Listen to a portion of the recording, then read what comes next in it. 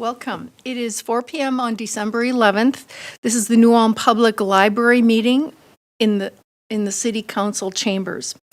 We have our agendas in front of us. Our first order of business is to approve the agenda. Do I have a motion to do so? So moved. Second? Second. Any discussion? All in favor of approving the agenda, say aye. Aye. Thank you very much. The motion is passed. We have an agenda. The next item of business is approving the minutes from the November 13th, 2025 meeting. Do I have a motion to approve the minutes? So move. Second? I'll second. All in favor? Aye. Opposed? All right. We've approved the minutes. I'm sorry, I should have asked, was there any discussion or amendments to that? Nope. Okay, sorry. I jumped ahead. Okay. Number 3, the financial report. We are 92.33% through 2025, and our budget is approximately 90.74% expended. Some of the bills that we paid during November included $1,582 to EBSCO for our annual magazine subscriptions, $242 to Hy-Vee for programming supplies, $3,029 to Ingram for books and audiobooks on CD, $328 to Precision Alarm for our annual fire alarm testing, and $188 to Minitex for barcodes, and $341 to Verizon for service to our 8 hotspots. Although the fund balance was used for our badge entry cabling for the entrances and the door replacement project, that expense is still coded to the contractual maintenance building line. So when you consider that expense coming from fund balance, that line is spent at approximately 62.3%. Our subscriptions and memberships line is also overspent because our department header website license and our LibData license, which we use to manage our public computers, and a couple other small technology subscriptions were budgeted to that computer supplies and equipment line.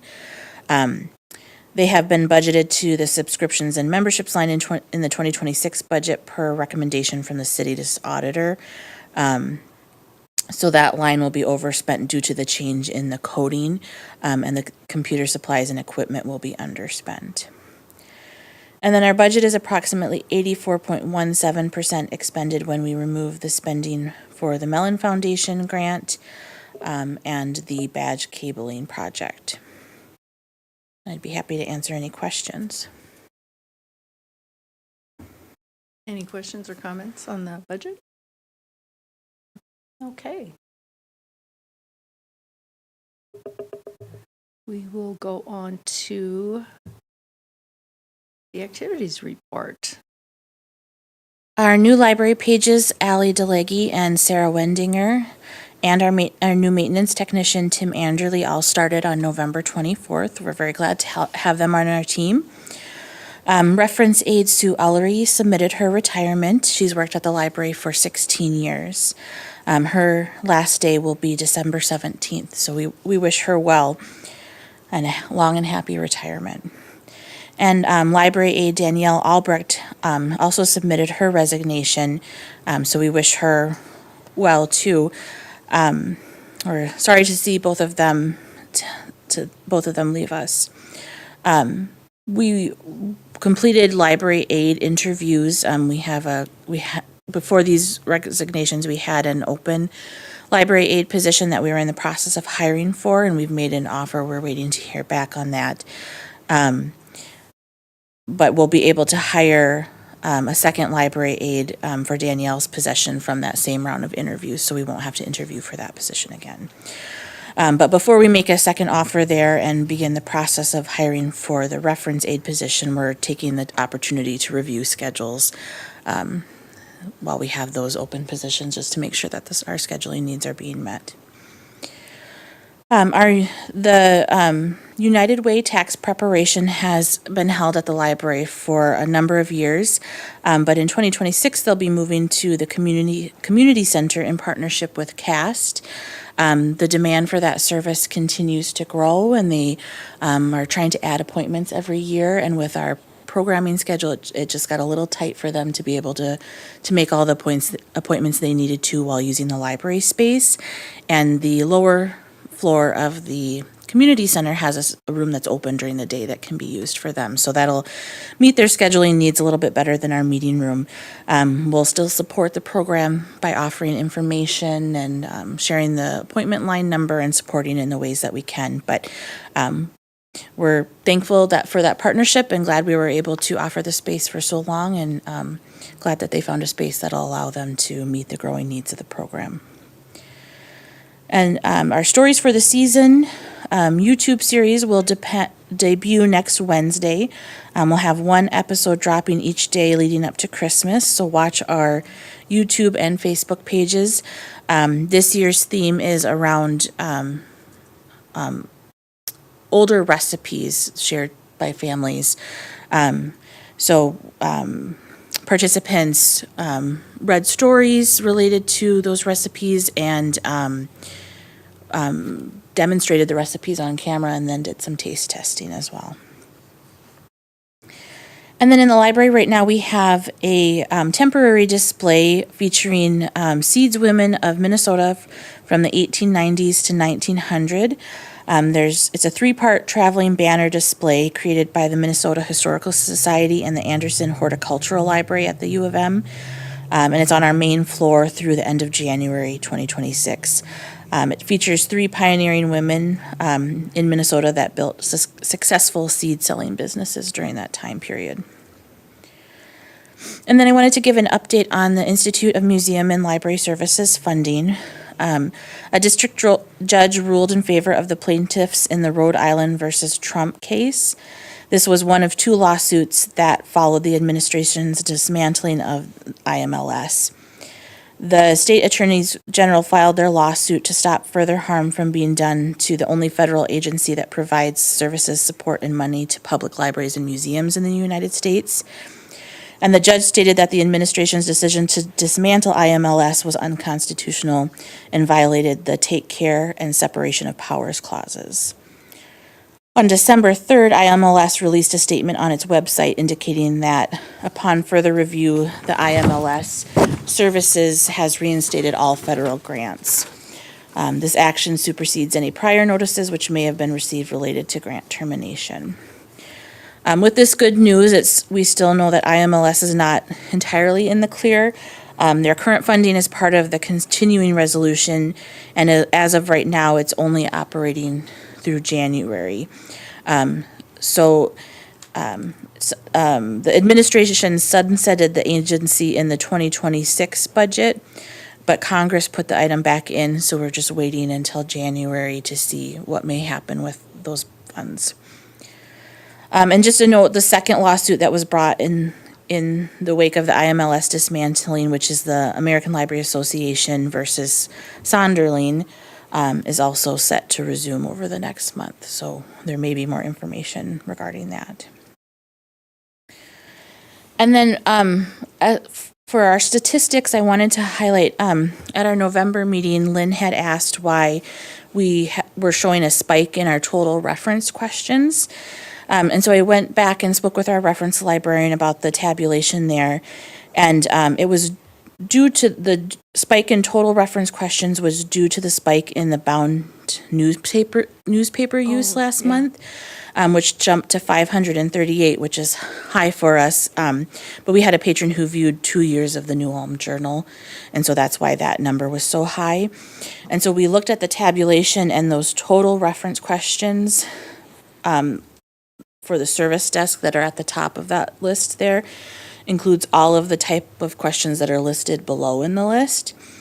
But you actually prompted us to look at the Minnesota State Department of Education's definition of reference question, and we need to tighten which stats we're including in that, because some of those listed there do not constitute reference questions according to the state's definition.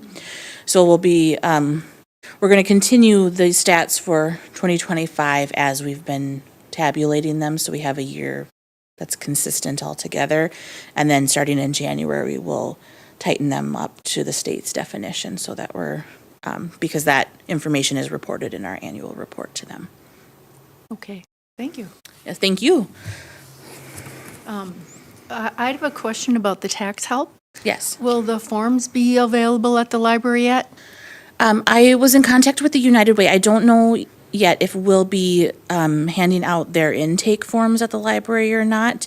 We're certainly open to doing that if they decide that's the best route. But as far as the IRS forms, we will have our usual tax forms available at the library. They've really cut down what they send to us, so we really just get like the 1040 and the 1040 senior, I think it is, and the instruction booklets, and the state no longer sends us any forms. But we do print out forms upon request at our service desk for 25 cents a page. Okay. Thank you for the update on those lawsuits. It's heartening information, so thank you.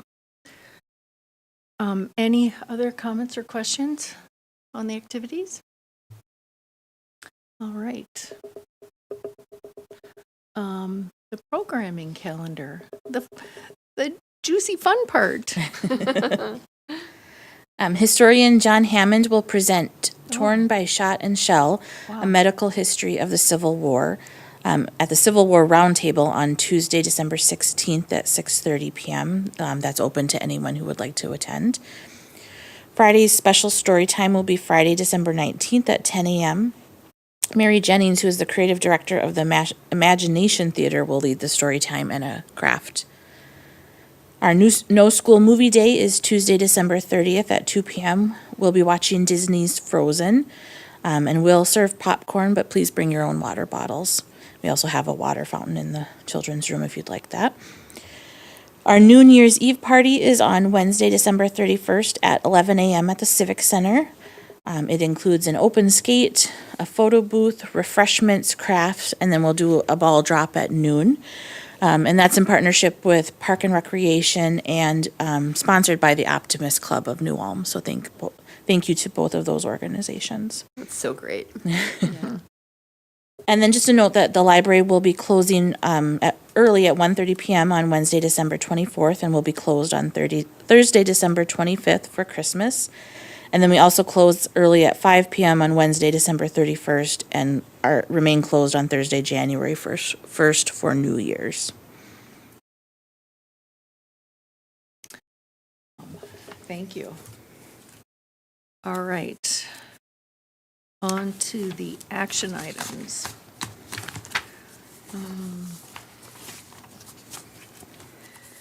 We have resolution number 2025-29, approving disposal of surplus equipment. First reading and adoption. In November 2025, the library director signed an agreement with Metro Sales for a 60-month lease of a new Ricoh RS-IM C2510 copier. The new copier is scheduled to be installed at the library service desk on December 16, 2025, and Metro Sales will recycle the old copier as part of installation services. The new copier offers printing, copying, fax, and scan-to-email capabilities. The current Ricoh MPC 3503 was purchased in 2015. The city's IT director recommended replacing it due to age and decreasing availability of replacement parts. Replacement also allowed the library to lock in the state contract pricing before it increased at the end of November. The old machine has no residual value to the library. The library director recommends that it be declared surplus and recycled by Metro Sales. A photo of the old copier is included below. In August 2025, the library director ordered replacement shelving for the picture book collection. The shelving will replace the current picture book browsing bins, which are worn, becoming unstable, and have no residual value to the library. The library director recommends that the 12 browsing bins be declared surplus and disposed of once the new shelving is installed. A photo of the browsing bins is included below. Okay. Do you have a motion for approving the disposal of surplus equipment? I just wanted to note, there is a typo in the first paragraph there. The new copier will be installed in our staff room. The service desk copier was replaced in 2023. Okay.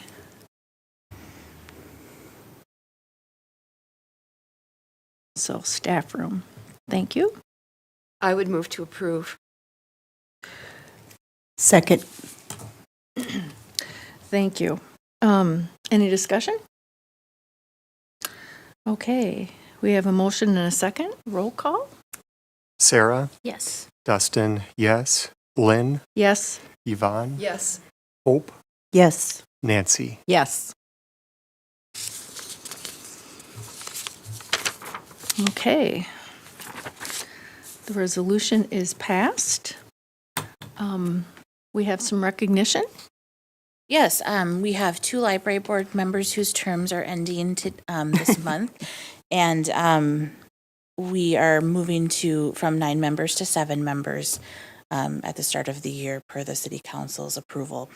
So I just wanted to recognize Manon Fraser and Hope Fries for their service on the library board. I've really enjoyed getting to know both of them and really appreciated all of their insight and guidance as you've worked with the library board. And I hope that if you have the chance in the future, you'd rejoin the library Yeah, I board will. for another term. And thank you, April. You do a great job. Library's in good hands. Thank And you. Megan, too. Yeah. Well, thank you for your service. Yeah, thank you. Any other business? Any other business? Any other business? Seeing none, the meeting is adjourned.